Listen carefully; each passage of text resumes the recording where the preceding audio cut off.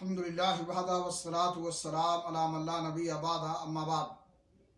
ناظرین کرام، دعوت و تبلیغ کے تعلق سے اللہ کے نبی جناب محمد الرسول اللہ صلی اللہ علیہ وسلم پر سورۃ المدثر کی ابتدائی آیات نازل ہوئیں۔ یا ایھا المدثر قم فانذر وربک فکبر وثیابک فطہر والرجز فہجر ولا تمنن تستکثر ولربک فاصبر۔ اے کپڑا اوڑھنے والے، کھڑے ہو جائیے اور ڈرائیے اور اپنے رب ہی کی بڑائیاں بیان کیجیے اور اپنے کپڑوں کو پاک رکھیے، ناپاکی چھوڑ دیجیے اور احسان کر کے زیادہ لینے کی خواہش نہ کیجیے اور اپنے رب کے راہ میں صبر کیجیے۔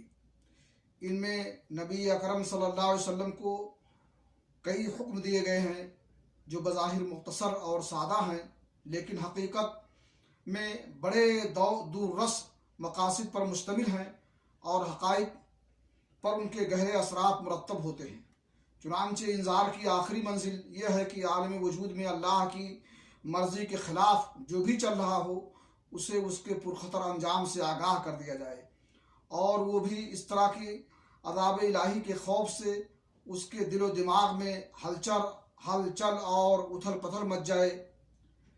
رب کی بڑائی و کبریائی بجا لانے کی آخری منزل یہ ہے کہ روئے زمین پر کسی اور کی کبریائی برقرار نہ رہنے دی جائے، بلکہ اس کی شوکت توڑ دی جائے اور اسے الٹ کر رکھ دیا جائے، یہاں تک کہ روئے زمین پر صرف اللہ کی بڑائی باقی رہے۔ اللہ رب العالمین سے دعا ہے کہ اللہ تعالی ہمیں نبی کی سیرت اپنانے کی توفیق عطا فرمائے۔